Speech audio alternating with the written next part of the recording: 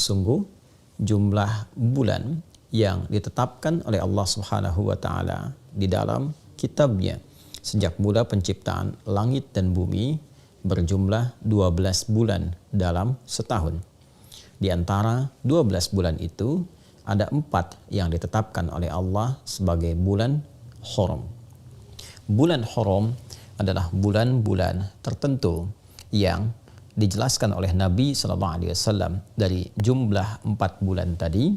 Dalam riwayat sahabat Ibnu Abbas radhiyallahu taala anhuma menyampaikan Nabi SAW menegaskan talata mutawaliyat, 3 dari 4 itu berada berurutan, yaitu Dzulqa'dah bulan ke-11, Dzulhijjah bulan ke-12, dan Al-Muharram bulan yang pertama. Sedangkan 1 dari 4 itu terpisah berada pada posisi yang ke-7, yaitu bulan Rajab.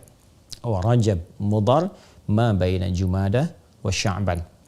Dan yang keempat adalah bulan Rajab yang terurut pada urutan bulan ke-7 dalam tahun Hijriyah yang diagungkan oleh suku Mudhar pada saat itu dan berada di antara bulan Jumadah dan bulan Sya'ban.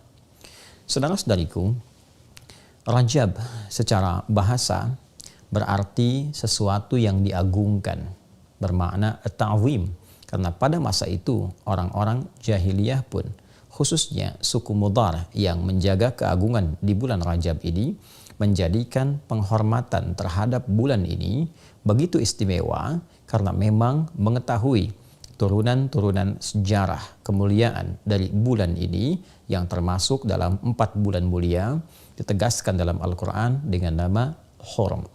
Bulan Haram, bulan yang sangat dihormati, bulan yang terjaga dari segala nilai-nilai keburukan, bulan yang terjaga dari segala tindakan-tindakan kontraproduktif, perilaku-perilaku maksiat.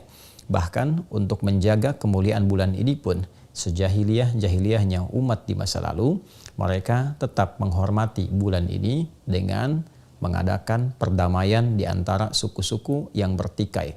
Mereka sepakat tidak berselisih di bulan ini, tidak berperang di bulan ini, dan berusaha untuk mengevaluasi kegiatan-kegiatan sehingga melahirkan harmoni dalam konteks kehidupan sosial.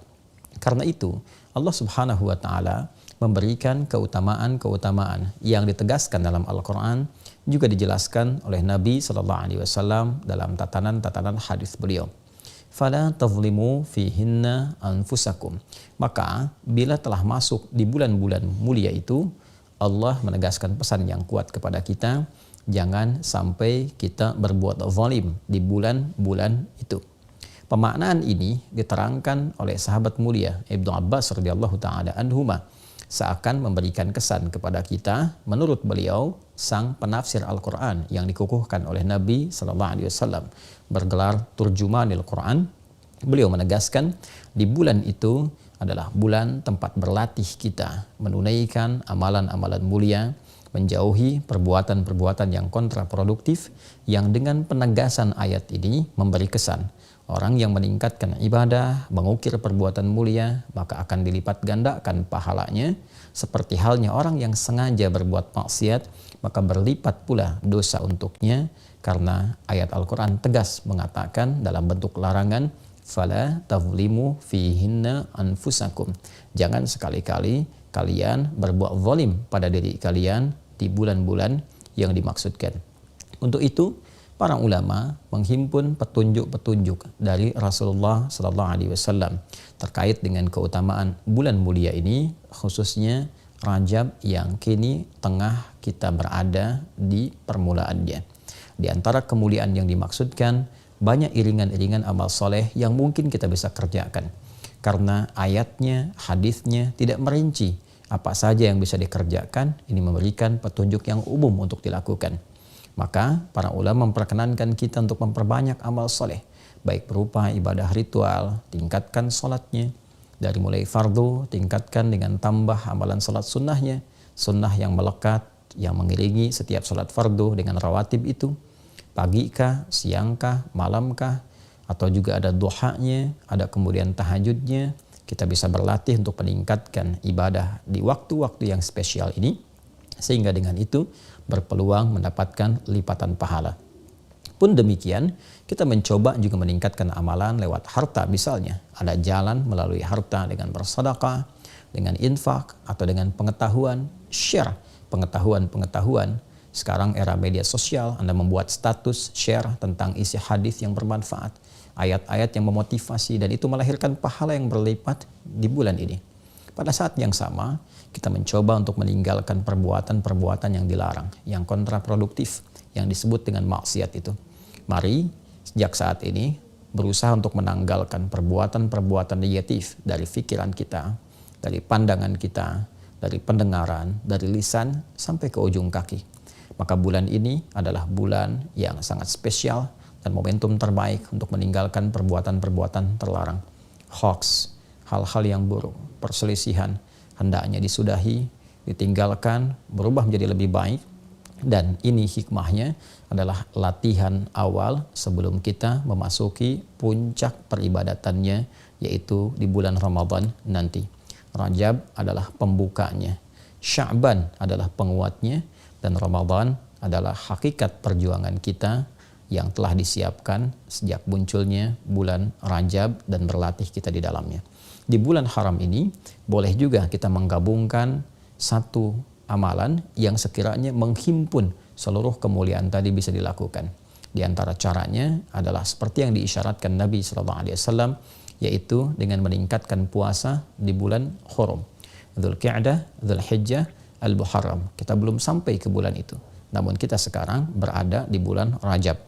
Maka boleh kita memperbanyak meningkatkan puasa di bulan ini, karena puasa memiliki hikmah meningkatkan ketakwaan, meningkatkan ibadah, sekaligus saat sedang menunaikan puasa itu juga dapat berlatih mencegah segala hal yang dilarang oleh Allah dan Rasulnya.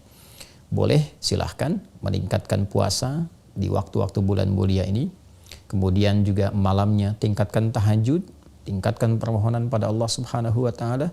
Mudah-mudahan dengan meningkatkan amalan di bulan Rajab ini, malamnya kita tingkatkan, siang kita tingkatkan, tilawah kita tingkatkan, kemudian memberikan jejak kehusyuan dalam jiwa kita, meningkatkan kekuatan dan semangat untuk bertakarrub kepada Allah, sehingga saat tiba Ramadan itu kita sudah lebih siap membiasakan diri dan beradaptasi dengan ibadah. Memang ditemukan beberapa hadis-hadis yang kualitasnya sangat lemah, bahkan ada yang palsu terkait dengan keutamaan Rajab. Tapi bukan berarti amalan-amalan yang bisa kita kerjakan itu terlarang sepanjang ada hadis-hadis yang sahih, sepanjang ada ayat-ayat yang memang mendorong kita untuk beramal.